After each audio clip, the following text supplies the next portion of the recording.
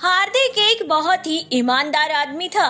वह दिखने में बहुत ही अच्छी पर्सनैलिटी वाला एकदम बॉडी बिल्डर लगता था, लेकिन वह ज्यादा पढ़ा लिखा नहीं था और एक ड्राइवर की नौकरी करता था। उसकी पत्नी पायल एक ऊंचे ख्यालातों वाली और बड़े बड़े ख्याली पुलाव बनाने वाली औरत थी।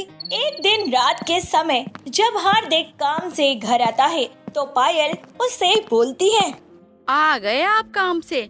आज कितने की कमाई करके आए हैं आप? तुम ऐसे पूछ रही हो जैसे कि मैं दिहाड़ी पे काम करने वाला मजदूर हूँ। दिहाड़ी पे काम करने वाले मजदूर भी आपसे ज्यादा पैसे कमाते होंगे।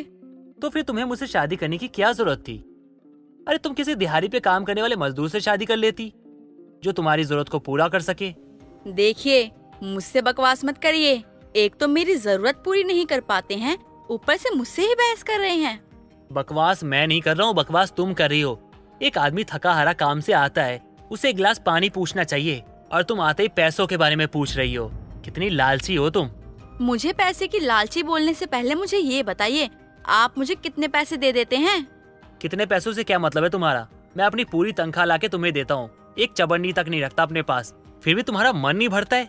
बताओ ऐसा क्या करूँ जिससे तुम्हारा मन भर जाए? अगर ऐसी बात है तो मुझे एक सोने का हार बहुत पसंद आया है, मुझे वो दिलवा दीजिए। ठीक है, मेरी तनख्वाह आने दो, मैं तुम्हें दिलवा दूंगा। नहीं, मुझे वो हार कल के कल चाहिए। परसों मेरी एक फ्रेंड का बर्थडे है, मुझे उसके बर्थडे पार्टी में वो हार पहन के जाना है। लोगों को भी तो पता चले मेरे पास कितना महंगा हार है। घर में पहनकर क्या ही करूंगी मैं। यार कल दिलवाना बहुत मुश्किल है, क्योंकि मेरी तनख्वाह अभी नहीं आई है और मैडम जी से उधार मैं मांग नहीं सकता। अच्छा नहीं लगता यार। मुझे नहीं पता, मुझे 40,000 चाहिए। वो 40,000 का ही है। जब आप मुझे यही नहीं दिला सकते तो मैं और क्या ही कहूँ आपसे। इतना कहकर पायल वहाँ से चली जाती है और हार्दिक अपना सर पकड़कर बैठ जाता है और अपने आप से बोलता है, किस लालची औरत के साथ मेरे माँ बाप ने मुझे बांध दिया। अगर उनकी जुबान का सवाल नहीं होता और वो जिंदा होते ना, तो मैं इसे कब का छोड़ चुका होता। अब पैसे कहाँ से लाऊं इतने? 40,000 कहाँ से आएंगे? हार्दिक बिना कुछ खाए पिए पैसों के बारे में सोचते सोचते सो जाता है। अगले दिन सुबह जब हार्दिक उठता है तब भी पायल आराम से सो रही होती है। उसने ना ही चाय बनाई थी और ना ही नाश्ता बनाया था और ना ही लंच की कोई तैयारी करी थी। हार्दिक चुपचाप गाड़ी की चाबी उठाता है और नहा धोकर अपने काम पर निकल जाता है और अपने मालकिन नैना के पास पहुंचता है। नैना नाश्ता कर रही होती है। क्या बात है हार्दिक, आज तो तुम बहुत जच रहे हो। तुम्हारे ऊपर ये ब्लैक कलर की शर्ट बहुत ही अच्छी लग रही है और ऊपर से तुम्हारी ये बॉडी। बाहर थोड़ा सोच समझ कर निकलना वरना नजर लग जाएगी। मैडम, किस्मत तो मेरा मजाक ही बना रही है, लेकिन आप तो मत बनाइए। ऐसा तुम क्यों बोल रहे हो हार्दिक? तुम मुझे सच में बहुत अच्छे लग रहे हो इन कपड़ों में, इसलिए मैंने बोल दिया। और सच में तुम्हारी पर्सनैलिटी, तुम्हारी बॉडी बहुत ही अच्छी है। मैडम जी, ऐसी बॉडी का क्या ही फायदा जो परिवार की जिम्मेदारी ना उठा सके।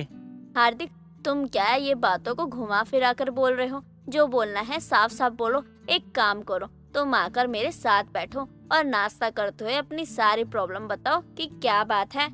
नहीं मैडम जी, मैं आपके साथ बैठ के खाना नहीं खा सकता हूँ। मैं आपका दोस्त या आपका रिश्तेदार थोड़ी हूँ, मैं ड्राइवर हूँ आपका। देखो, बस बहुत हो गया। अब तुम चुपचाप आकर यहाँ बैठो और मेरे साथ नाश्ता करो। हम एक ही एज के हैं और मैंने कभी तुम्हें अपना ड्राइवर ही नहीं समझा है, बल्कि अपना दोस्त भी समझा है। मेरी मम्मी पापा के जाने के बाद एक तुम ही तो हो जिस पर मैं हर तरह से भरोसा कर सकती हूँ। नैना की प्यार भरी बातें सुनकर हार्दिक का मन पिघल जाता है और वह उसके पास जाकर डाइनिंग टेबल पर बैठ जाता है और उसे अपनी पत्नी के बारे में सारी बातें बताता है, जिसे सुनकर नैना बोलती है, बस इतनी छोटी सी बात, इस चीज के लिए तुम इतना परेशान हो रहे थे? तुम यहीं रुको, जाना मत, मैं अभी आती हूँ।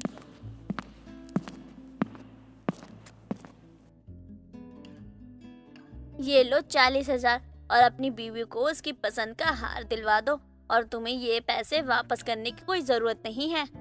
नहीं मैडम जी, मैं आपसे पैसे कैसे ले सकता हूँ? अगर आप चाहते हैं कि मैं आपसे पैसे लूँ तो आप एक काम कीजिए, आप मुझे वादा कीजिए कि जब भी मेरे पास पैसे आएंगे तो मैं आपको वापस करूंगा तो आप ले लेंगी।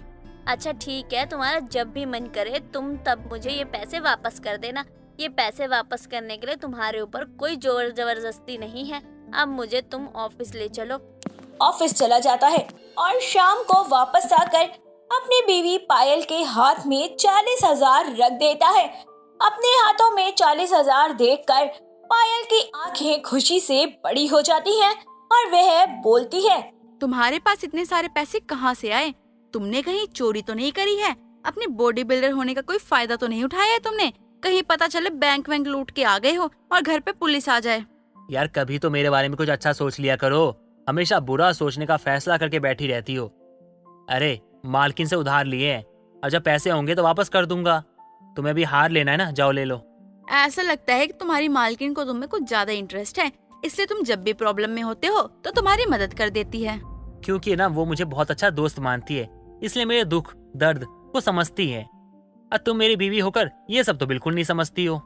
हार्दिक पायल को ताना मारकर वहां से चला जाता है, लेकिन पायल पर हार्दिक की बातों का कोई असर नहीं होता। उसे तो बस अपने पैसे से मतलब था। वह अगले दिन सुनार के पास जाकर पूरे पैसे देकर सोना खरीद लाती है, लेकिन बीच रास्ते में ही कुछ चोर उसके हाथ से पर्स छीनकर भाग जाते हैं और वह रोते हुए अपने पति को फोन करती है। हार्दिक जी, बहुत बड़ा नुकसान हो गया। मैं जब दुकान से हार लेके निकल रही थी तो 2 चोरों ने आकर वो हार मुझसे छीन लिया। अरे ये तुम क्या कह रही हो? उसका तो मैंने 1 रुपए भी वापस नहीं किया है और तुमने वो चोरी करवा दिया। मुझे पक्का यकीन है आपने वो पैसे मुझे बद्दुआ देकर दिए थे, इसलिए वो हार मेरे नसीब में नहीं हो पाया। मुझे वो हार चाहिए किसी भी कीमत पे, बस मुझे हार चाहिए। अब तुम्हें ना कुछ भी नहीं मिलेगा। तुम्हें जाना है पार्टी में तो जाओ, नहीं जाना है तो मत जाओ। और मैं तो कहता हूँ भाड़ में जाओ। हार्दिक इतना कहकर फोन रख देता है, जिसके बाद नैना उससे पूछती है, अब क्या हो गया? फिर मुझे तुम कुछ परेशान लग रहे हो। मुझे मेरी पत्नी ने दुखी कर रखा है। वो हार लेकर सुनार की दुकान से निकल रही थी, चोर आए, हार छीना, भाग गए और वो मुंह ताकती रह गई। अब कह रही है दोबारा दिलवाओ। अरे कहाँ से दिलवाऊं मैं दोबारा? मैं क्या अंबानी की छठी औलाद हूँ? बुरा मत मानिएगा, लेकिन मुझे लगता है कि आपकी पत्नी बहुत ज्यादा ही लालची है, इसलिए उन्हें आपकी तकलीफ या परेशानी नहीं दिखाई देती है। नैना, इसमें बुरा मानने वाली बात नहीं है। वो लालची है मतलब है, वो सच में लालची है। अब क्या कर सकते हैं यार, शादी हो चुकी है, निभानी पड़ रही है मजबूरी में। नैना को हार्दिक काफी टाइम से पसंद था। उसकी बॉडी बिल्डर वाली पर्सनैलिटी, उसकी बात करने का तरीका, सब कुछ बहुत अच्छा था। लेकिन वह शादीशुदा था, जिसके चक्कर में उसने कभी अपने दिल की बात उसे नहीं बताई थी। लेकिन उसकी लाइफ में इतनी ज्यादा परेशानियां देखकर वह सोने का हार खरीदकर उसकी पत्नी से मिलने पहुंचती है और उसे हार देते हुए बोलती है, आपका पति मेरे यहाँ ही काम करता है, मैं उसकी मालकिन हूँ और ये हार मैं आपके लिए गिफ्ट में लेकर आई हूँ। मुझे ये नहीं समझ में आ रहा, तो मुझ पे इतनी मेहरबानी क्यों? आपको आखिर मुझसे चाहिए क्या? मेरी छोड़िए, आप मुझे ये बताइए कि आप अपने बॉडी बिल्डर पति को छोड़ने का क्या लेंगी? आपको जो चाहिए मैं वो दे दूंगी, बस आपको उनको डिवोर्स देना पड़ेगा। आप मुझे मेरे पति का सौदा करने के लिए कह रही हैं? यही समझ लीजिए, क्योंकि मुझे अच्छी तरीके से पता है कि आपकी नज़र में आपके पति की कोई औकात नहीं, लेकिन मैं उन्हें बहुत पसंद करती हूँ, तो आपको जो चाहिए वो मैं आपको दे सकती हूँ और मुझे जो चाहिए वो आप मुझे दे दीजिए। मुझे मेरे पति के बदले बहुत सारे पैसे चाहिए, जिससे मैं अपनी पूरी जिंदगी ऐशो आराम से गुजार सकूं, क्योंकि अगर मैं उनके भरोसे रहूंगी तो मेरी जिंदगी तो गरीबी में ही बीतेगी। ठीक है, मैं आपको अपनी पूरी प्रॉपर्टी दे दूंगी, आप बस अपना पति दे दीजिए मुझे, ये सौदा मंजूर है। लालच में आकर पायल अपने पति का सौदा उसकी मालकिन नैना से कर देती है और अपने बॉडी बिल्डर पति के सौदे के बदले वह बहुत सारे पैसे ले लेती है, जिसके बाद वह अपना जीवन आराम से गुजारती है। वहीं दूसरी तरफ एक अच्छी और सच्ची जीवन साथी बनकर नैना हमेशा हार्दिक का साथ निभाती है। भक्ति एक सरकारी स्कूल की अध्यापिका थी। भक्ति का तन मन धन सब देशभक्ति में डूबा हुआ था। साथ ही भक्ति भगत सिंह की बहुत बड़ी फैन थी। जहां वो घर के मंदिर में भगवान के आगे हाथ जोड़ा करती थी, वहीं भगत सिंह को भी रोज पूजा करती थी। ऐसे ही एक दिन भक्ति अपनी क्लास के बच्चों के आगे गीत गा रही थी। विजय विश्व तिरंगा प्यारा, झंडा ऊंचा रहे हमारा, जय हिंद भक्ति के जय हिंद बोलते ही क्लास के सभी बच्चे जोर से जय हिंद का नारा लगाते हैं। तभी भक्ति कहती है, बच्चों हमेशा याद रखना, देश के लिए कभी भी कुछ भी करना पड़े तो कभी पीछे मत हटना, क्योंकि हम मिट्टी से ही बने हैं और एक दिन इसी मिट्टी में ही हो जाएंगे। तो हमारे वीर भगत सिंह की तरह सर उठाकर जीना, गुलामी कभी ना करना। इतना कहकर भक्ति अपने क्लास के बच्चों को पढ़ाना शुरू करती है और स्कूल खत्म होने के बाद वो अपने घर वापस आते हुए रास्ते में बैठे कुछ नौजवानों की टोली को बड़े गौर से देखती है जो मटर गश्ती कर रहे थे। और जैसे ही वो घर आती है तभी अपने कमरे में लगी हुई भगत सिंह की फोटो के आगे खड़े होकर कहती है, क्या होगा आज की युवा पीढ़ी का, जिसे बस नशे, आवारागर्दी और आलस की आदत है। इन सब के अंदर की देशभक्ति की भावना तो जैसे कपड़ों के मैल की तरह धुल ही गई है। किसी को पता ही नहीं है अपने कर्तव्यों के बारे में। बस हर कोई इसका उसका फैन है, कोई भगत सिंह का फैन नहीं है। भक्ति इतना बोल ही रही थी कि तभी वहाँ पर भक्ति की सास नीना हाथों में पानी का ग्लास लिए आकर कहती है, क्योंकि हर कोई मेरी देशभक्त बहू की तरह भगत सिंह का फैन नहीं होता है। बेटा, आजकल के लोगों में वो साहस नहीं है जो शहीद भगत सिंह में और उसके साथियों में था। आजकल तो लोग काम करके नाम दूसरों का लगा देते हैं। जी माँ जी, सही कह रही हैं आप। आपको पता है, मैं तो अपनी क्लास के बच्चों को हमेशा अच्छी, सच्ची और देशभक्ति की बातें सिखाती हूँ। हाँ बहू, जानती हूँ। चल अब एक काम कर, फ्रेश हो जा और खाना खा ले, फिर शाम को बाजार जा रहा है कुछ सामान लाने। जी माँ जी, ठीक है, जैसा आप कहो। आप खाना लगा लो, मैं अभी आती हूँ। भक्ति की बात सुनकर नीना उसके लिए खाना लगाने चली जाती है, जिसके बाद दोनों सास बहू मिलकर खाना खाती हैं और शाम को दोनों बाजार जाती हैं। बाजार पहुंचकर नीना सब्जियां ले रही थी, तभी भक्ति की नजर एक गरीब फटे हाल औरत पर जाती है जो सब्जी वाले की रेहड़ी पर खड़ी सब्जी के दाम पूछ रही थी। साथ ही वो हाथ की सफाई से कुछ सब्जियां अपने झोले में भर रही थी। उसे ऐसे करता हुआ सब्जी वाला और भक्ति दोनों देख लेते हैं। तभी सब्जी वाला कहता है, अरे ये क्या कर रही हो? दाम पूछने के बहाने से सब्जियां चोरी कर रही हो? नहीं नहीं, मैंने नहीं किया कुछ भी, झूठ बोल रहे हो आप। अरे गरीब हूँ, बेईमान नहीं, मैंने नहीं ली कोई सब्जी, भारत माता की कसम। उस औरत की बात सुनकर भक्ति को गुस्सा आता है और वो उसके पास आकर कहती है, कितनी बड़ी देशद्रोही हो तुम। अरे अपनी बेईमानी छुपाने के लिए अपने ही देश की झूठी कसम खाते हुए शर्म नहीं आ रही? सच तो ये है कि तुम्हें सब्जियां छुपाते हुए मैंने खुद अपनी आंखों से देखा है। तो क्या करूं? मेरे पास जो पैसे हैं वो बहुत कम हैं, उतने में मेरे परिवार के लिए सब्जियां नहीं आ सकती हैं, इसलिए ये किया। अरे मेरे गुरु शहीद भगत सिंह ने तो सेंट्रल असेंबली में बम विस्फोट करके ब्रिटिश साम्राज्य के विरुद्ध खुले विद्रोह को बुलंदी प्रदान की थी और भागने से भी मना कर दिया था, और तुम सब्जियां चुरा कर भी भारत माता की झूठी कसम खा रही हो। अरे भगत सिंह ने अपने नाम पर फांसी ले ली थी और तुम खुद की हुई चोरी का इल्जाम भी नहीं ले पा रही हो। माफी मांगो अपनी गलती की और वापस करो सारी चोरी की सब्जियां। भक्ति की बातें सुनने के बाद उस औरत का सर शर्म से झुक जाता है और वो अपनी चुराई हुई सब्जियां वापस लौटा देती है, जिसके बाद भक्ति अपने पैसों से उस गरीब औरत को सब्जियां खरीद कर देती है और कहती है, सुनो, कुछ गलत किया है तो उसे स्वीकार करने की हिम्मत करो, ऐसे कायर मत बनो। और हाँ, फिर कभी भारत माता का नाम ऐसे किसी भी झूठ को सच बनाने के लिए इस्तेमाल कभी मत करना, ठीक है? इतना बोलकर भक्ति वहाँ से चली जाती है। ऐसे ही वक्त गुजरता है और भक्ति अपनी देशभक्ति और भगत सिंह के सिद्धांतों को हर तरफ फैलाती रहती।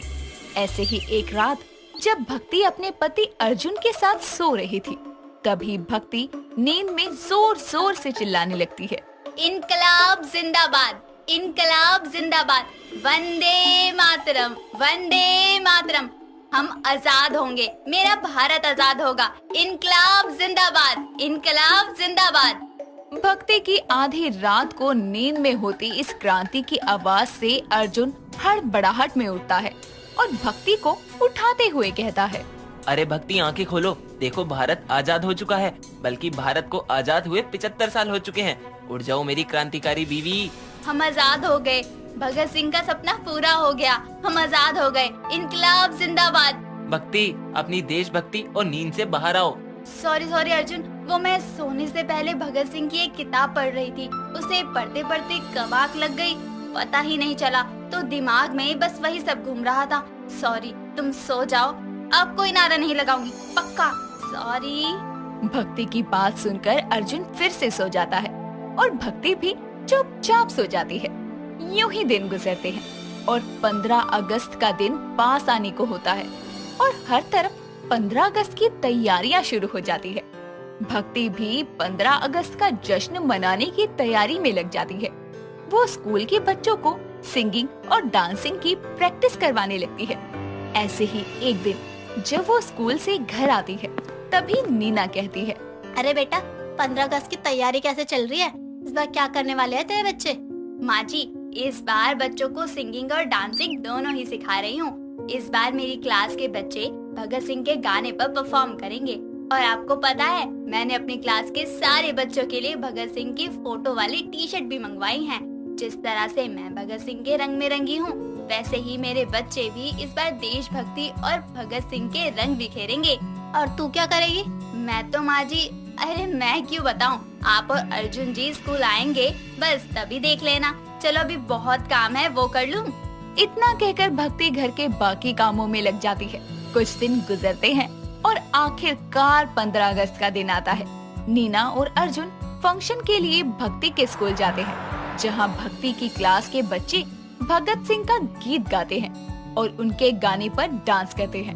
और अंत में भक्ति हाथों में झंडा लेकर कहती है, ताक दुश्मन का किला कर जाएंगे मरते मरते, जिंदा दिल सबको बना जाएंगे मरते मरते। हम मरेंगे भी तो दुनिया में जिंदगी के लिए, सबको मर मिटना सिखा जाएंगे मरते मरते।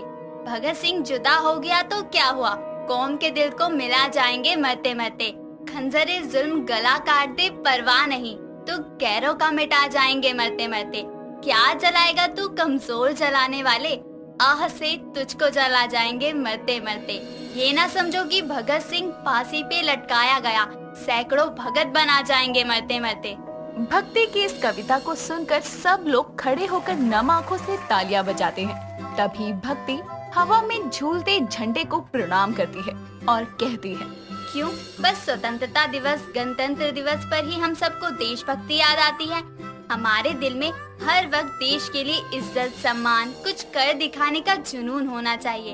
हर उस वीर जवान के लिए प्रेम भाव होना चाहिए, जो हमारी ही रक्षा के लिए खुद की जान हथेली पर बॉर्डर पर खड़े होते हैं। करो अपने भारतीय होने पर गर्व, अपने देश पर, अपनी बोली पर, अपने पहनावे पर, क्योंकि सर उठाकर जीना है, भगत सिंह की सीख है ये। आओ मेरे साथ जोर से मिलकर बोलो, वंदे मातरम, वंदे मातरम, वंदे मातरम। वंदे मातरम का नारा लगाने के बाद सभी लोग साथ में राष्ट्रीय गान गाते हैं और तिरंगे को फूल अर्पित करते हैं और एक साथ मिलकर इंकलाब जिंदाबाद का नारा लगाते हैं और 15 अगस्त के दिन को भक्ति पूर्वक मनाते हैं।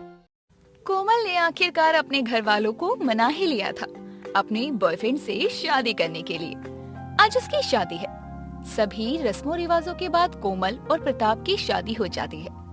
वो कोमल को अपने घर ले आता है, जहाँ कोमल की सास साधना अपनी बहू का स्वागत करते हुए बोलती है, आओ बहू, तुम्हारा इस घर को कब से इंतजार था। इस घर की बड़ी बहू आ गई है। अब तो मैं अपनी जिंदगी शांति से गुजारूंगी। हाँ माँ, सही कहा आपने। कोमल आ गई ना, अब सब संभाल लेगी। वो तो मैं संभाल ही लूंगी, लेकिन बड़ी बहू मतलब प्रताप, तुम्हारा कोई और भाई भी है क्या? हाँ कोमल, मेरा छोटा भाई है विशाल। वो कभी उसका जिक्र नहीं हुआ, इसलिए मैंने तुम्हें बताया ही नहीं। और वो मेरी शादी में भी नहीं आ पाया था, क्योंकि वो बेंगलोर में काम करता है, एक बहुत बड़ी कंपनी में। अगले हफ्ते आ जाएगा। अच्छा अच्छा, चलो अच्छी बात हुई। घर में एक ननद या तेवर तो होना ही चाहिए, रौनक लगाने के लिए। अरे बेटा, वो बहुत भोला है। भले ही काम दूसरे शहर में करता हो, लेकिन इतना भोला है कि मुझे हर वक्त उसकी ही फिक्र लगी रहती है। खैर, उसे छोड़, तू अंदर आ जा। साधना अपनी बहू का स्वागत कर उसको घर में ले आती है और उस दिन के बाद से कोमल अपनी सास को आराम देकर घर की सारी जिम्मेदारियां संभाल लेती है। सब कुछ अच्छे से चल रहा था। एक हफ्ता बीत गया था। एक सुबह दरवाजे पर दस्तक होती है। जिसे सुनकर साधना भागे भागे जाती है। मेरा बेटा विशाल आया होगा। बहू आरती की थाल ले आ जरा। साधना दरवाजा खोलती है और सामने सच में उसका छोटा बेटा विशाल था। साधना उसको गले से लगाती है।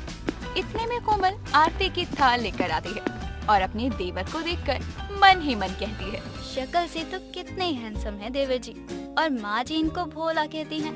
झूठ, मैं तो मान ही नहीं सकती। कोमल ये बोलकर अपने देवर की आरती उतारती है। आरती उतारने के बाद विशाल कोमल के पैर छूने लगता है। ये देखकर कोमल बोलती है, अरे अरे देवर जी, ये क्या कर रहे हैं आप? पैर मत छुइए। अरे बहू, बोला था ना, भोला है मेरा बेटा। इसकी नजरों में भाभी भी माँ समान है, इसलिए तुझे अपनी भाभी माँ की तरह इज्जत दे रहा है। सही कहा भाभी माँ ने। आप मेरे बड़े भैया की पत्नी हैं, जिन्होंने मुझे पिता की तरह पाला, तो आप भी मेरी माँ समान हुई। अच्छा, आप लोग अंदर चलिए, मैं आप सभी के लिए बहुत सारे तोहफे लाया हूँ। विशाल अंदर आता है और कुछ ही देर में उसका भाई प्रताप भी उससे मिलता है, जिसके बाद विशाल सबको बहुत महंगे महंगे तोहफे देता है। ये देखकर कोमल बोलती है, अरे देवर जी, इतना खर्चा क्यों किया? अपनी सारी तनख्वाह तो आपने तोहफे लाने में ही लुटा दी। अरे नहीं नहीं भाभी, ये तो बोनस से लाया हूँ। मेरी सैलरी तो अभी पूरी की पूरी पड़ी है अकाउंट में। हाँ कोमल, मेरा भाई इतना कमाता है कि पूरे परिवार को आराम से बैठा कर खिला सके। छोटा भाई इतना कमाता है और बड़े को देखो। मुझे पहले पता होता कि प्रताप का भाई इतना ज्यादा हैंडसम है और काबिल है तो मैं इससे शादी क्यों ही कर दी। खैर कोई नहीं, बीवी ना सही, भाभी तो हूँ ही इसकी। इसके भोलेपन का फायदा उठाना मुझे अच्छे से आता है। विशाल के आने के बाद से घर में रौनक थी। आए दिन विशाल सबके लिए कुछ ना कुछ बाहर से मंगवाता रहता था, लेकिन अब कोमल की पैसों की भूख बढ़ती गई थी, जिसके चलते वो अपने देवर से पैसे निकालने के लिए एक ड्रामा करती है। शाम के वक्त जब विशाल कोमल के कमरे के पास से गुजर रहा था, तो वो अपने कमरे में जोर जोर से बातें करने लगती है। माँ, मैं क्या कर सकती हूँ? आप तो जानती हैं इनका काम, पैसे कम ही हैं इनके पास। मानती हूँ मैं आपकी एक लौती बेटी हूँ। आपकी बीमारी में आपका साथ देना, दवा दारू करवाना मेरा ही फर्ज है, लेकिन मैं मजबूर हूँ। कोमल ये बोलकर फोन काट देती है, जिसके बाद वो जैसे ही पीछे मुड़ती है तो वहाँ विशाल खड़ा था, जो अपनी भाभी से कहता है, भाभी आप कुछ मत बोलना, मैंने सब सुन लिया है, और आप बस इतना बताइए कितने पैसे चाहिए आपको अपनी माँ के इलाज के लिए। लेकिन देवर जी, मैं आपसे कैसे पैसे ले सकती हूँ? नहीं नहीं, मैं कुछ और इंतजाम कर लूंगी। नहीं भाभी, मैं आपका देवर हूँ, मेरे पैसों पर भी तो आपका ही अधिकार है। आप बस बताइए कितने पैसे चाहिए, और आप चिंता मत करना, मैं किसी को नहीं बताऊंगा। विशाल बिना ये जाने कि ये बात सच भी है या नहीं, वो पैसे कोमल को दे देता है, और कोमल अपनी माँ के बहाने से पैसे लेकर उनसे अपने लिए महंगी महंगी चीजें लेती है। लेकिन उस दिन के बाद से कोमल ने अपने चंट दिमाग का इस्तेमाल करके अपने भोले देवर को फंसाना शुरू कर दिया था। ऐसे ही एक शाम साधना अपनी बहू कोमल को कुछ तस्वीरें दिखाकर बोलती है, बहू जरा देख तो ये लड़कियाँ कैसी हैं? विशाल के लिए रिश्ते आए हैं इन सभी के। पढ़ी लिखी लड़कियाँ हैं। माँ जी अच्छी हैं, बाकी आप देवर जी से पूछ लेना। लेकिन ये पढ़ी लिखी लड़कियाँ आई तो मेरा तो अकाउंट ही बंद हो जाएगा देवर जी के पास से। कुछ करना होगा। कोमल शाम के समय विशाल के साथ मार्केट कुछ सब्जियां लेने जाती है, जहां मार्केट में एक औरत अपनी सास को बेइज्जत कर रही थी। इस सिचुएशन का फायदा उठाकर कोमल अपने देवर से कहती है, देख रहे हो देवर जी, आजकल की पढ़ी लिखी लड़कियां सास को सास नहीं नौकरानी समझती हैं। ऐसी लड़कियां घर बनाती नहीं, बिगाड़ती हैं। वैसे माँ जी ने भी आपके लिए बहुत ही पढ़ी लिखी लड़कियां ढूंढी हैं, लेकिन पता नहीं कल को वो माँ जी को इज्जत देंगी या नहीं। हाँ भाभी, बात तो आप सही कह रही हैं।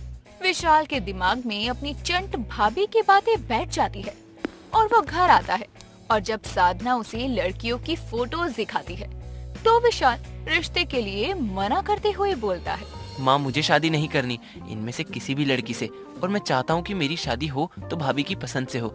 आखिर वो आपकी इतनी सेवा करती हैं, तो उनके जैसी बहू आएगी तो वो भी आपकी सेवा करेगी ना। बात तो तूने सही कही है बेटा। तो बहू, अब तेरे ऊपर है अपने भोले से देवर की बहू ढूंढने की जिम्मेदारी। जी माँ जी, चिंता मत कीजिए, मैं अपने देवर जी के लिए बहुत ही अच्छी लड़की ढूंढूंगी। कोमल पर अब विशाल के लिए लड़के ढूंढने की जिम्मेदारी थी। जिसके लिए वो अपने ही रिश्तेदार में कोई शरीफ सी लड़की ढूंढने लगती है जो कि उसके मुताबिक चले। और अपने रिश्तेदारों में से ही एक लड़की माया का रिश्ता कोमल अपने देवर के लिए लेकर आती है और अपनी सास से बोलती है, माँ जी ये देखिए तस्वीर, ये माया है, मेरी रिश्तेदारी में है। लड़की अच्छी है, आप कहे तो रिश्ते की बात आगे बढ़ाऊं।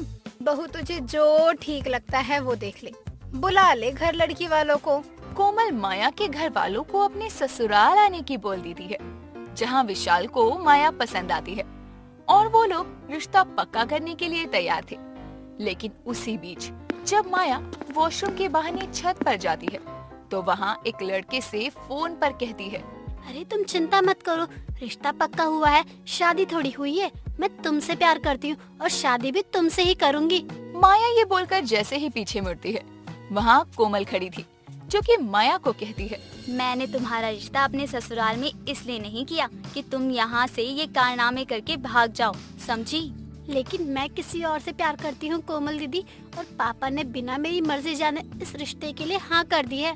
तो ठीक है ना, भागने तो तुम वैसे भी वाली हो, तो शादी के बाद भाग जाना थोड़े बहुत पैसे लेकर। इससे मेरे ससुराल वाले मुझे थोड़ा कोसेंगे, लेकिन मेरा देवर जितना भोला है वो दोबारा शादी की जिद नहीं करेगा और जिंदगी भर उसकी कमाई मेरे काम आएगी। वाह दीदी, आप तो बड़ी चंट है। ठीक है, मुझे आपकी ये शर्त मंजूर है। कोमल माया को इस शादी के लिए मना लेती है, जिसके बाद रिश्ता पक्का होता है। दोनों घरों में शादी की तैयारियां शुरू होती है। इससे माया का झुकाव भी विशाल के प्रति हो जाता है और उसे उसके भोले स्वभाव से प्यार हो जाता है।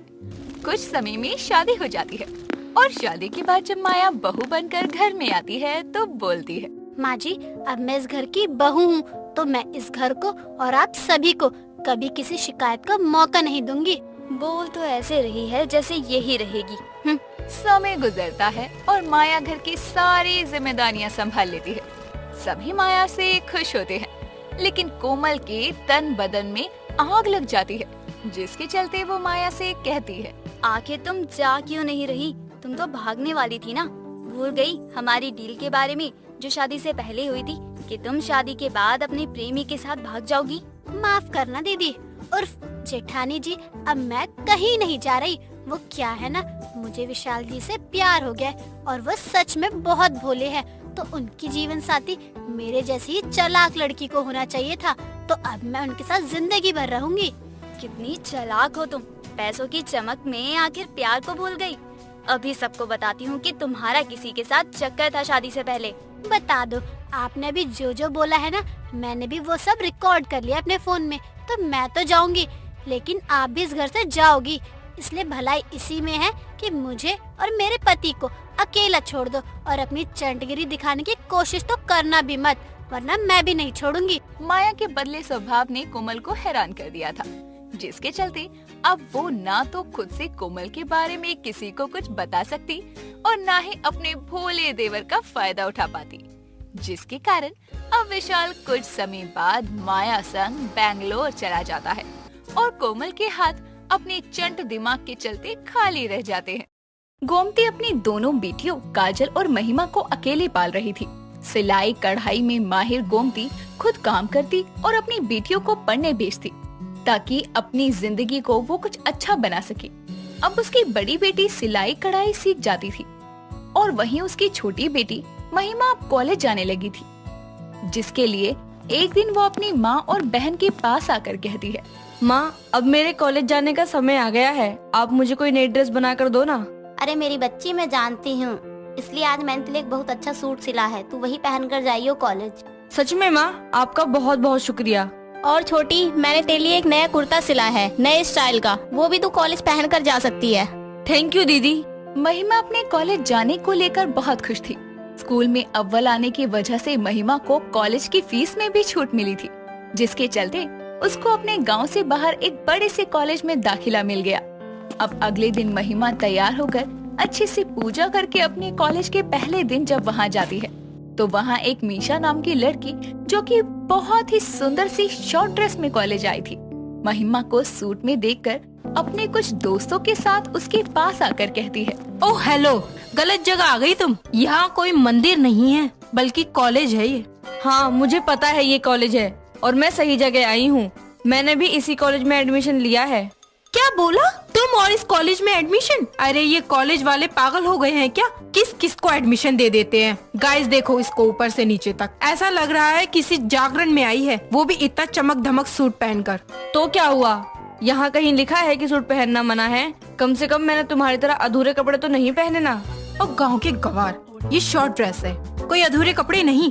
खैर मैं भी किसे समझा रही हूँ, तुम्हें ये क्या ही पता होगा शॉर्ट ड्रेस के बारे में। जिंदगी में इन कपड़ों की थान को लपेटे ही घर से निकली हूँ। खैर गाइस चलो यहाँ से, कौन इसके मुंह लगेगा। मीशा इतना बोलकर वहाँ से चली जाती है, जिसके बाद महिमा कॉलेज के अंदर जाती है। वहाँ वो लगभग सभी लड़कियों को शॉर्ट ड्रेस पहने देखती है और खुद से कहती है, ये क्या, यहाँ तो सबके सब मॉडर्न ड्रेस में आए हैं, शॉर्ट ड्रेस जीन्स और मैं सूट में। सच में अब तो मुझे भी लग रहा है कि मैं किसी मंदिर में पूजा के लिए आई हूँ। लेकिन क्या कर सकते हैं, ये छोटी छोटी ड्रेस आती बड़ी महंगी है और मेरी माँ तो ये कभी न दिला पाए, बल्कि सूट के कपड़े की ही शॉर्ट ड्रेस बनाकर दे देंगी। इतना बोलकर महिमा अपनी क्लास ढूंढकर लेक्चर लेने चली जाती है। जिसके बाद वो अपने कॉलेज से पहले दिन जब घर आती है तो उसका उदास चेहरा देखकर उसकी माँ कहती है, बेटी क्या हुआ, आज इतने बड़े कॉलेज में तेरा पहला दिन था, लेकिन तू खुश होने की जगह उदास क्यों दिख रही है?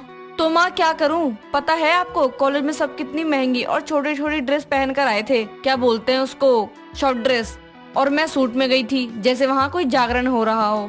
महिमा की बात सुनकर उसकी बहन काजल वहाँ आकर कहती है, अरे तू कॉलेज पढ़ने गई थी या दूसरों के कपड़े देखने गई थी? वैसे भी वो अमीर घर के बच्चे हैं जो छोटे कपड़े पहनकर आते हैं कॉलेज में फैशन दिखाने के लिए। तू तो बस अपनी पढ़ाई पर ध्यान दे।